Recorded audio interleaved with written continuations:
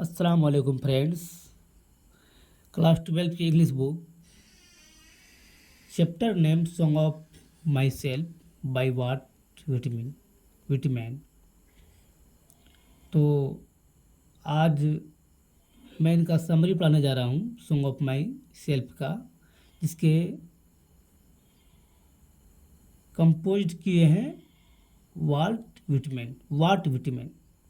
Summary इस प्रकार है। Song of my self is composed by what Whitman. Song of my self जो ये पोएम है, इसे कंपोज किया गया है, इसे लिखा गया है वाट विटमैन के द्वारा। Here the poet has presented beautifully American individualism.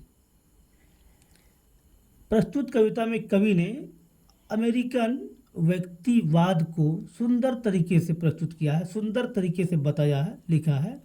He has presented his concept of life and says that he enjoys himself and sings alone। उन्होंने अपने जीवन के लक्ष्य को प्रस्तुत किया है, उन्होंने अपने जीवन के बारे में बताया है और कहता है कि वह खुद यानी स्वतः आनंद प्राप्त करता है और गीत गाता है। वह स्वतः खुद से खुश होता है और वो गीत गाता है। He thinks that whatever feeling he has, the rest might have the same। The poet is in the opinion that there is similarity between man and man। वह सोचता है, क्या है? वह सोचता है, कवि सोचता है कि जो अनुभूति उसकी है वह दूसरों की भी होगी। ठीक है, जो अनुभूति उसकी है वो दूसरों की भी होगी।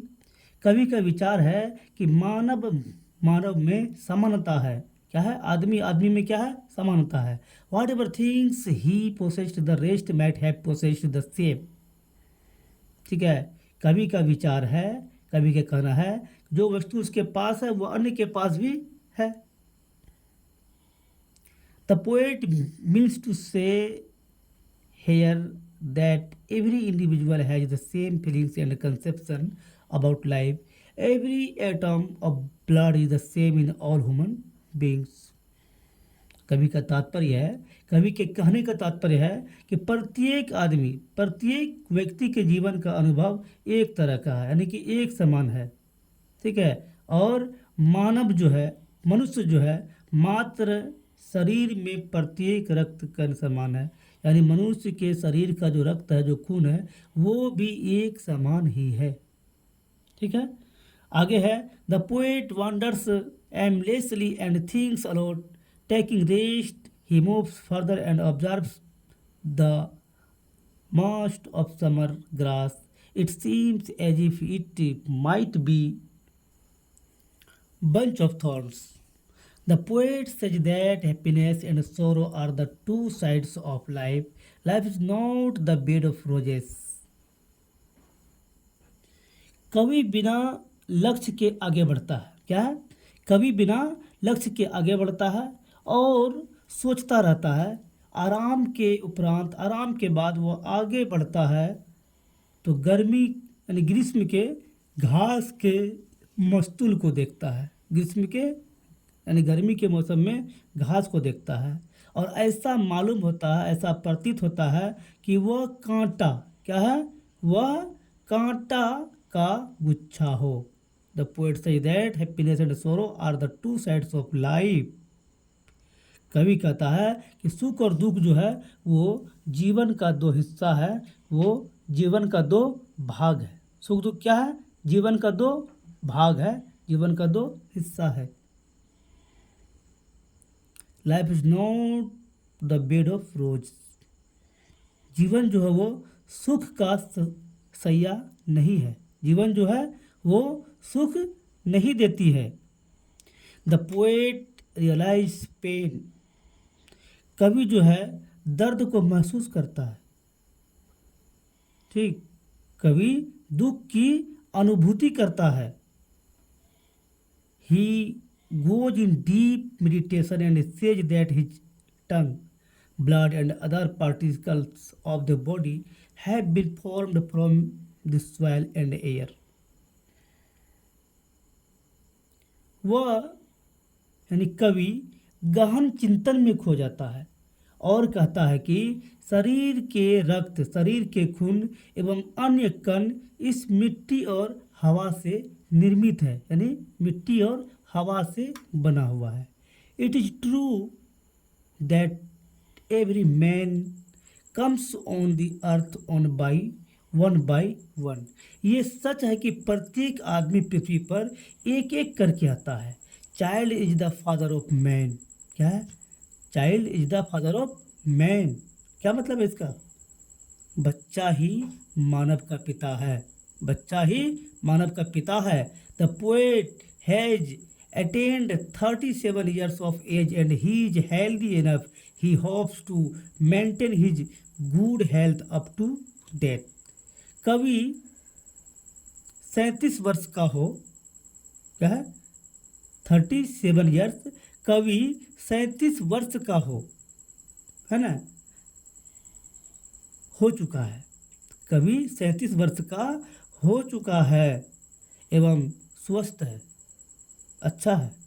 वह आशा करता है कि मृत्यु पर्यंत वह स्वस्थ रहे और वह चाहता है, उसे उम्मीद है कि मरने तक वह स्वस्थ रहे, अच्छे रहे, भले रहे।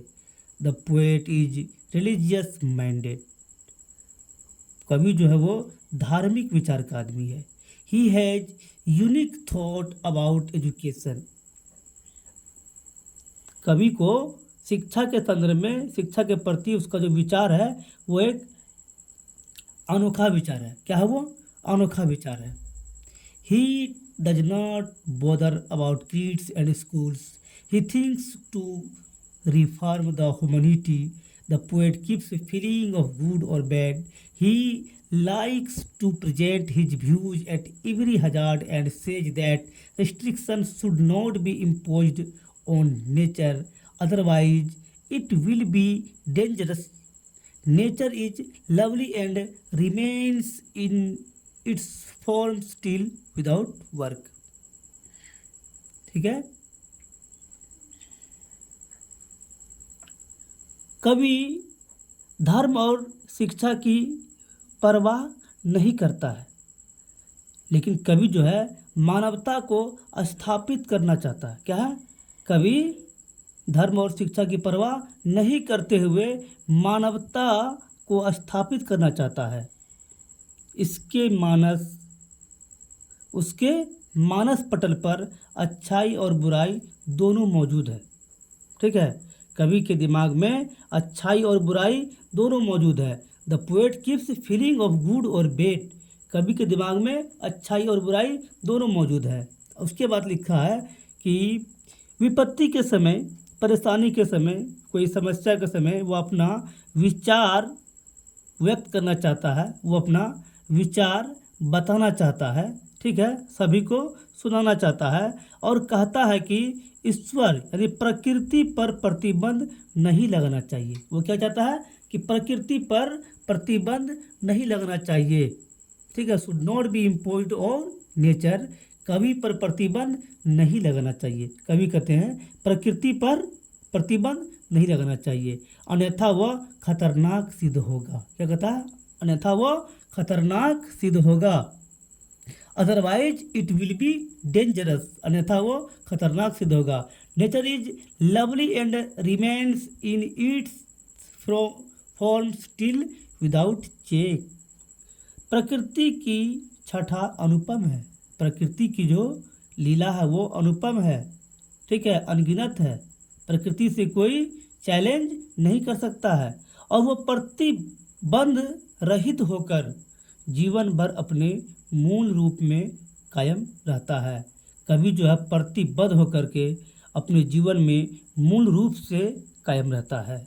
तो फ्रेंड्स, इनका भी समरी यहीं पर समाप्त होता है। उम्मीद है कि आप लोगों को वीडियो अच्छा लगा होगा। अगर वीडियो अच्छा लगा है तो ज़रूर कमेंट करें, सब्सक्राइब करें और एक लाइक भी करते जाएं। Thank you for watching the videos.